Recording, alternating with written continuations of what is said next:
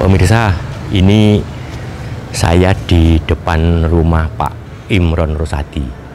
Beliau itu pakar hukum, tapi dalam masalah PPNI kemarin itu berlaku independen. Karena 2 jam yang lalu kami mengunjungi atau silaturahim di rumahnya Pak Artadi 2 jam yang lalu. Ini pemirsa, saya memanggil lewat HP ini Pak Yud. Assalamualaikum Pak Imron. Ngapunten, ini HP-nya Pak Yudi karena HP saya baterainya ngedrop. Ini saya mau saya sekarang ini persis di depan rumah jenengan. Jadi tadi 2 jam yang lalu saya mengunjungi Pak Artadi di Awang-Awang. Nah sekarang untuk memenuhi ini loh Pak Imron, berita berimbang agar pemirsa di rumah itu tahu persis duduk persoalan yang sengketa PPNI. Oh, nggih. Nggih, monggo Pak Haji. Sebelah sini buka. Nggih, kalau tutup nggih. Monggo Pak, monggo silakan.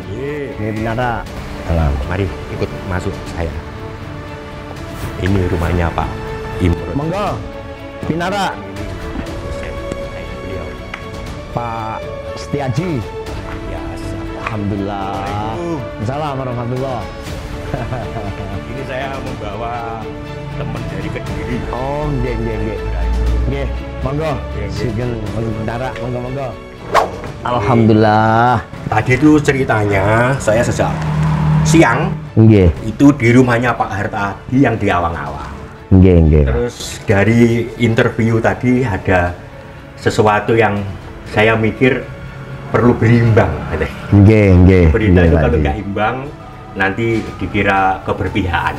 Nggih. Sehingga karena tanggal 19 kemarin jenengan samun ketemu kulo sama tim Suluk Aji yang di rumah makan Kebon Pring itu. Nggih, leres. Sekarang hari ini di kediamannya pemirsa. Ini monggo pemirsa di rumah, masyarakat luas, juga adik-adik mahasiswa yang sekarang lagi di studi di sana itu mendengar langsung narasumber independen loh ini. Jadi keberpihakannya itu 0, murni objektif. Nah, monggo. Begitu Pak Setiaji, nggih, ngapunten. Ini hari santai. Jadi jenengan tadi nggih jadi asri. Santai, betul. Kalau saya melihat masalah yang ada di YKWP PPNI, itu sebenarnya sudah lama Pak.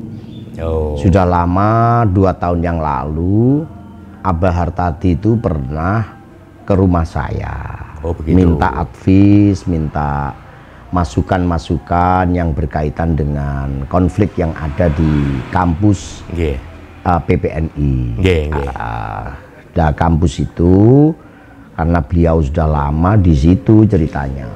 Terus saya waktu itu hanya sudah lama, tapi viralnya kok belakangan ini Pak? Sudah lama viral. Sebenarnya sudah lama juga, kata beliau itu waktu 2 tahun itu akhirnya mengambil langkah hukum. Jadi mengambil langkah hukum.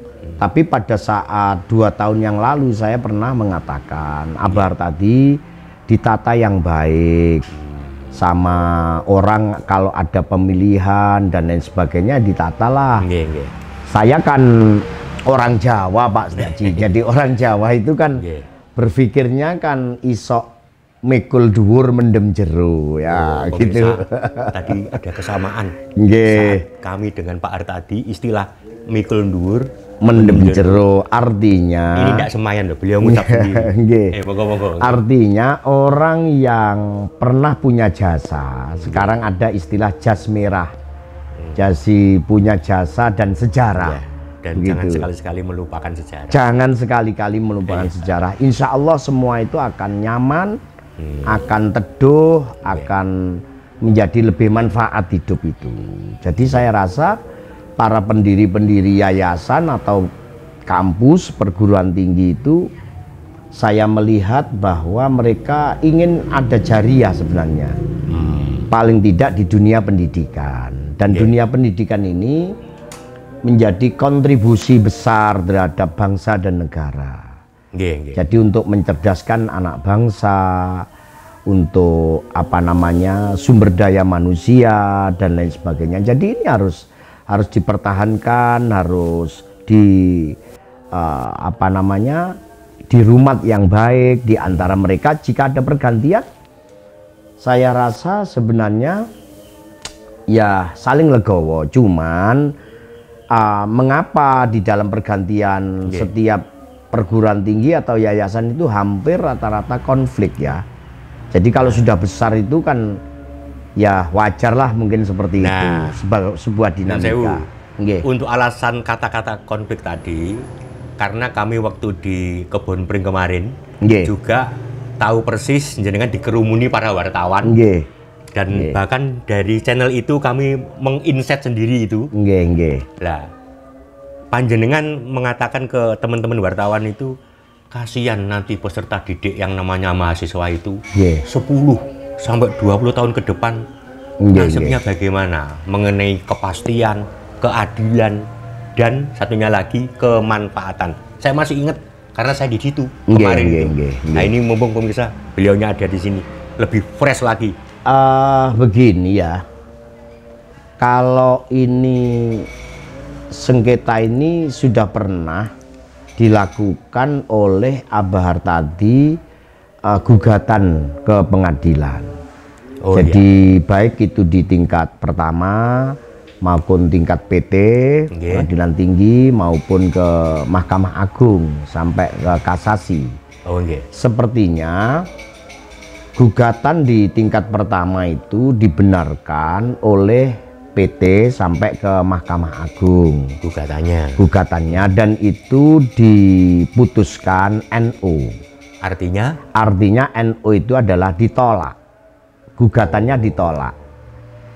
Jadi gugatan itu kan pernah saya katakan ya, di dalam sengketa perdata itu gugatan itu ada 3. Yang pertama, gugatan itu ditolak. Yang kedua, tidak diterima. Yang ketiga, gugatan itu adalah dikabulkan sebagian atau seluruhnya. Mengapa ditolak? Ditolak itu belum masuk pada materi gugatan.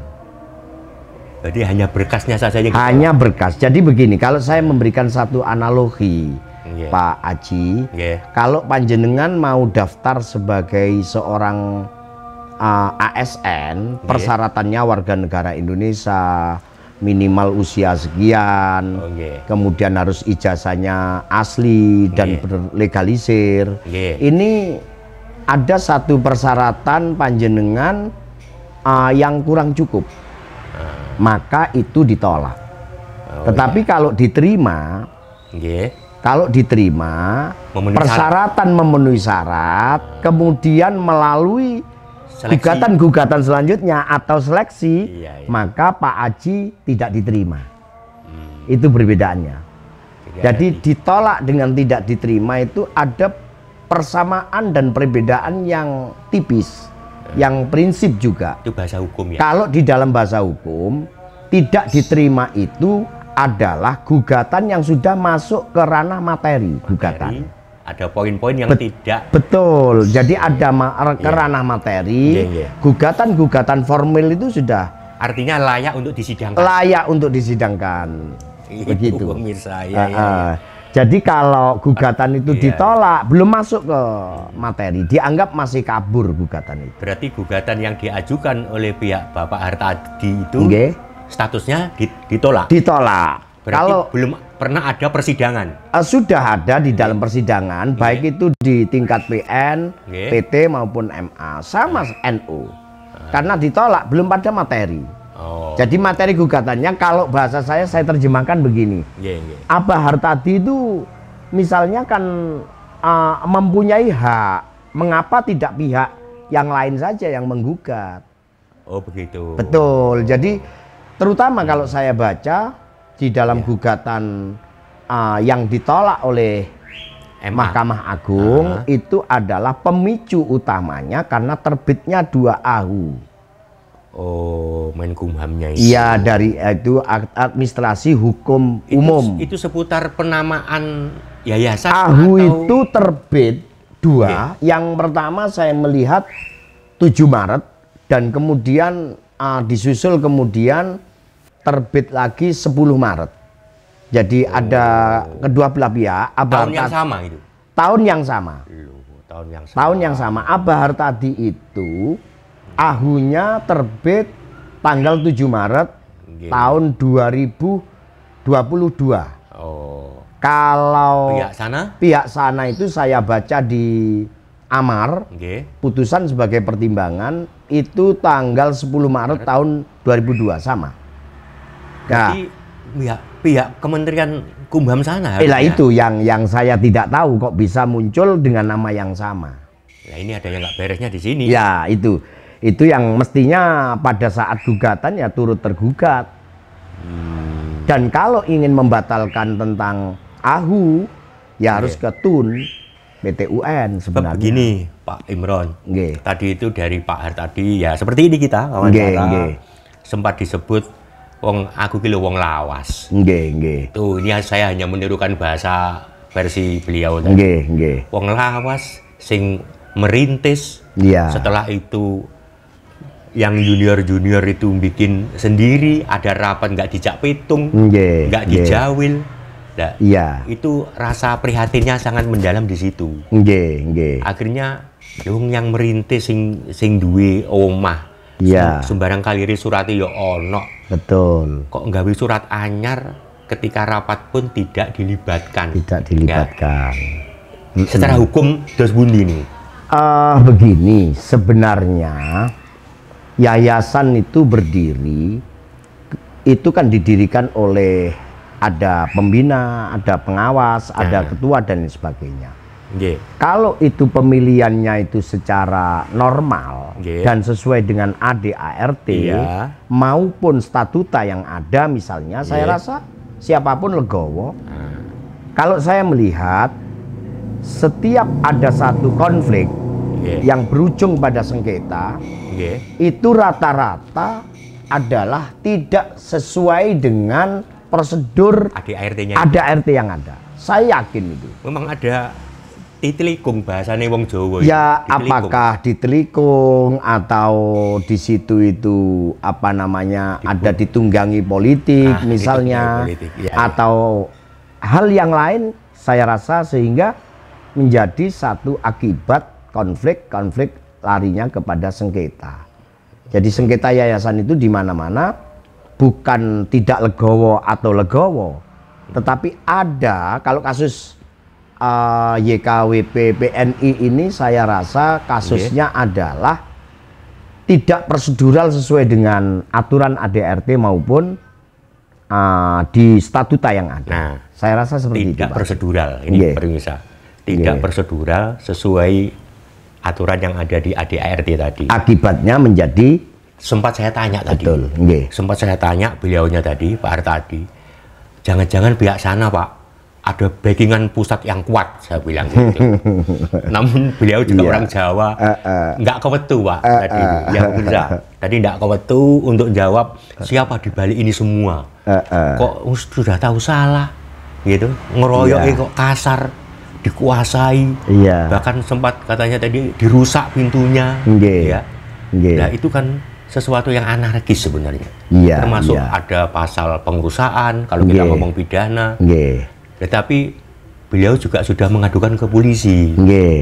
Tapi tadi saya nggak sampai detail ke masuk situ.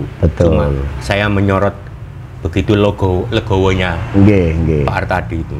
Nah, sudah legowo, ini menurut saya setelah ngikuti hanya beberapa saat. Nyun sewu kasarane pemirsa. Wis legowo malah diinjek-injek. Nah, ini bahasanya kasar. Tapi lain lagi kalau bahasa perspektif hukum. Nah ini pokoknya tidak jatuh tertimpa tangga. Bahkan ada yang lebih parah, sudah jatuh ketimpa bulldozer. Gitu. Ini pemirsa monggo, ini lebih objektif nanti. Jadi begini, yang menjadi problem itu apakah ada backing yang kuat tidak, saya tidak melihat dari aspek politis ya. Saya lebih banyak melihat kasus sengketa ini adalah prosedur ADART dan statuta yang barangkali ada satu hal ketika membuat Memorandum of Understanding atau MOU ketika dimediasi oleh LL Dikti. Kalau saya tanya sepintas pada saat itu LL Dikti sepertinya tidak memberikan kabar atau persetujuan dari pihak Abah Hartadi. Nah ini menjadi muncul yang saya rasa membuat satu kekecewaan. Kekecewaan tetap berujung kepada konflik dan sengketa itu. Karena saya pada saat itu tanya, apakah LL Dikti itu mediasi nih soal ini, menjadi mediator? Iya. Semacam caretaker. Betul. Iya. Kemudian kedua belah pihak itu adalah membuat satu perjanjian. Konsensus lebih lanjut. Pada akhirnya Pak Aji pada saat belum selesai putusan di tingkat pengadilan itu sudah diberikan salah satu pihak. Abah Hartadi tidak diberikan kabar maupun tidak menyetujui atau mensepakati pada saat itu. Nah itulah akhirnya berujung sampai deretan panjang kekecewaan sampai sekarang itu akhirnya kan 2 tahun yang lalu dan tidak selesai ini masalahnya. Sampai ini tadi Nyun Sewu. Saya sampai tanya ke beliau itu. Ini ada awak media termasuk kami ini kadang ya rasan-rasan ketika di warung kopi. Nggih. Ya itu Pak Imran sama Pak Hartadi itu paling dulu konco nekeran, jadi KKN itu. Aku khawatir setiap komen-komennya aku pro ke pihak sini. Langsung ditegaskan, loh saya ketemunya di warung soto. Iya. Ya betul itu ya. Betul. Jadi saya ini ada settingan sebelumnya semua. Kenal ya, tetapi tidak tidak komunikasi lama dengan beliau. Saya tidak komunikasi lama. Jadi ini tiba-tiba memang pada waktu saya mengantarkan mahasiswa PPL di PA Mojokerto, saya sarapan makan siang, Pak. Ketemu Pak Yoi kan? Ketemu Pak Yoi Afrida.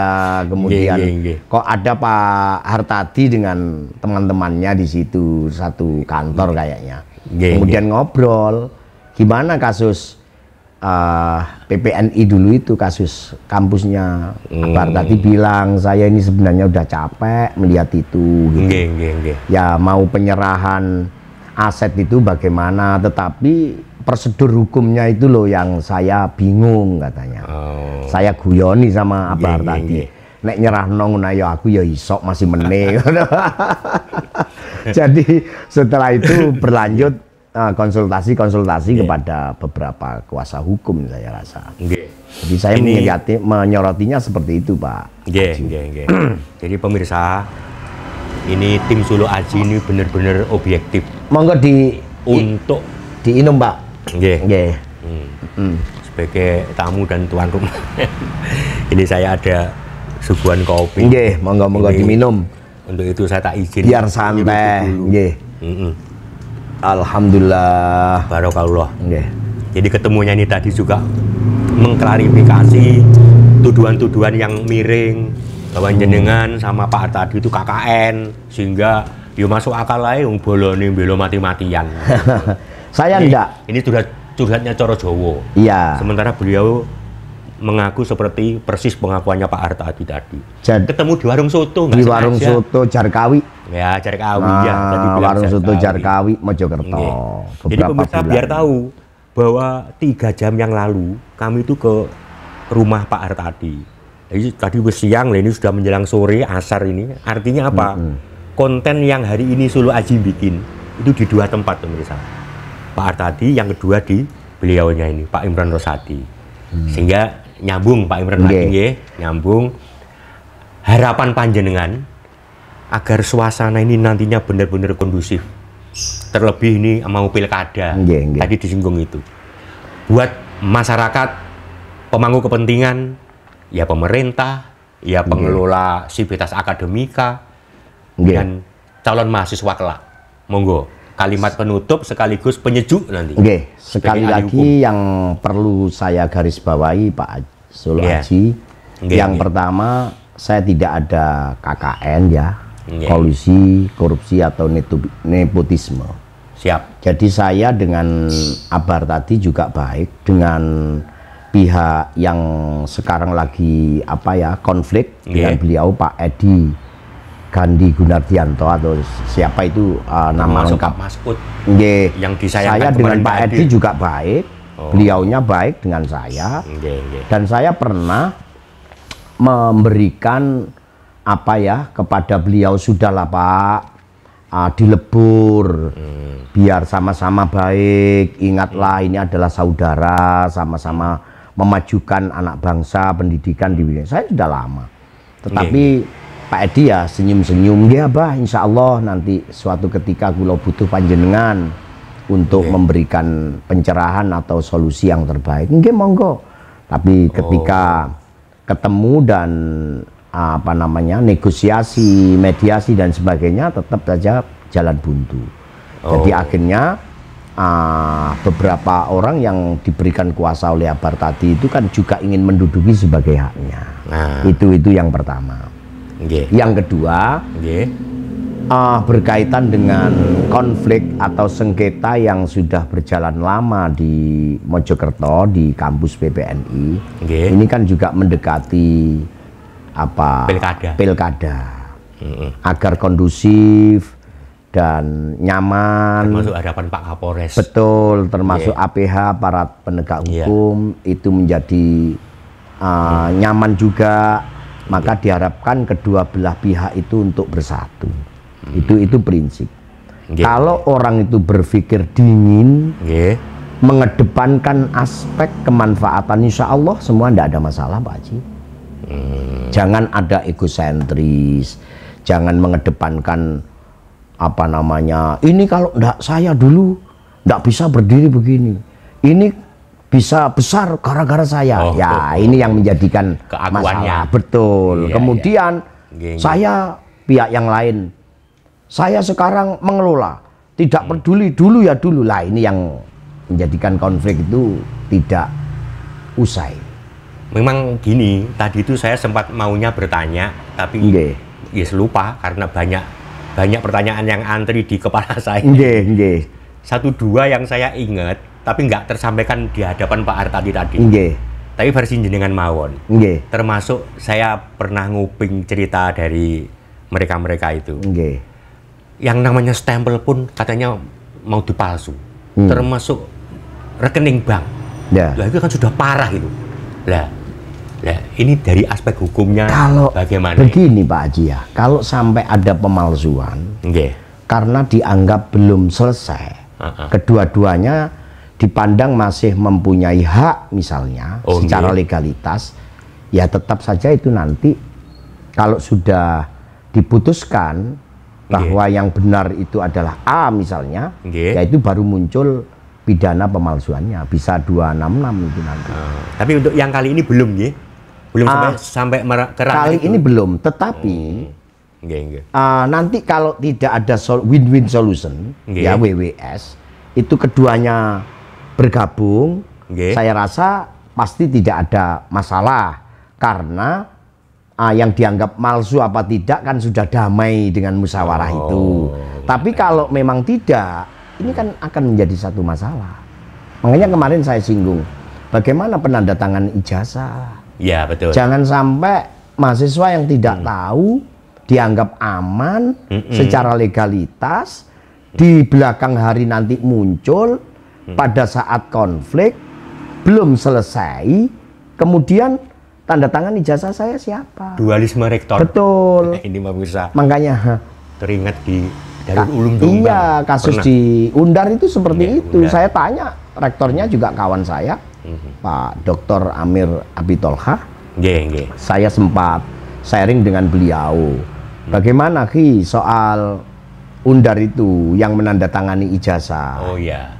Saya menandatangani ijazah itu yang terdaftar di LL Dikti dan yang ada sampai ke PD Dikti. Nah, begitu. Begitu karena kasus studi kasusnya juga beda ya. Karena di sana rebutan rektor kalau tidak salah. Tapi kalau di sini kan legalitas yayasan. Yayasannya. Nah, kalau sudah masuk ke ranah yayasan, maka legalitasnya itu berbeda. Ya, untuk mengantisipasi agar tidak terjadi dualisme rektor atau kepemimpinan, itu kan apa namanya? Harus ada keabsahan dan legalitasnya siapa yang begini, Pak Aji. Kalau saya memberikan analogi itu begini. Kalau orang itu masuk rumah, sekalipun lewat niatnya itu baik, mau memberi sesuatu atau informasi, tapi kalau rumah saya tertutup, bukan haknya kan bisa dicurigai nanti. Oh gitu, analoginya. Betul. Tetapi kalau sudah ada kesepakatan, panjenengan mau masuk rumah saya jam berapapun, maka tidak ada masalah. Seperti ini tadi? Seperti itu tadi, begitu. Masuk, nah, terus yang kedua, kalau di situ ada laporan, saya dengar dulu Akbar tadi pernah melaporkan kasus pidana ya, mungkin pengerusakan dan sebagainya. Kemudian kemarin tuh di berita saya juga membaca, dilaporkan di Polres. Saya rasa kalau sengketa perdatanya itu belum selesai, maka pidana tidak bisa dimunculkan. Dan ini sesuai dengan Perma nomor 1 tahun 1956. Di situ ada pasal 1, pasal 2, pasal 3, dan pasal 4. Peraturan Mahkamah Agung masih berlaku hingga sekarang. Tahun 56 ini ya? Tahun 1956, apabila terjadi kasus sengketa perdata yang disengketakan, maka tidak bisa dimunculkan itu pidana. Karena panjenengan kalau tidur misalnya masuk ke rumah saya, mau ngapain di rumah saya, kan jenengan punya hak. Maka panjenengan tidak bisa saya katakan itu adalah apa namanya memasuki pekarangan orang tanpa izin. Kalau di dalam pasal KUHP itu adalah 362 KUHP. Kalau nggak gini pemirsa nggak ngerti kalau beliaunya ahli hukumnya di sini. Oke, kembali ke waktu ini pemirsa. Kita menghormati waktu. Satu kata penutup dari Pak Imran Rosadi selaku ahli hukum. Begini, menyikapi kasus PPNI ini, monggo. Apa namanya penutup atau bahasanya sekarang, harapan. Saya begini. Terakhir saya berharap menuju win-win solution. Menuju win-win solution atau musyawarah mufakat. Kedua belah pihak itu setelah duduk kemarin belum ketemu. Saya berkeyakinan mudah-mudahan dalam waktu 5 sampai 7 hari ke depan ini sudah bisa untuk menyamakan tawaran atau visi dan misi masing-masing kita klopkan. Saya rasa itu adalah yang terbaik. Artinya apa, Pak?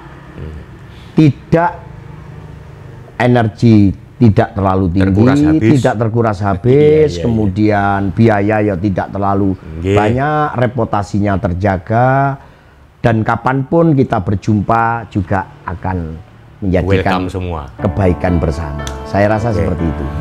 Oke, terima kasih Pak Imran Rosadi, matur suwun. Sami-sami. Sami-sami.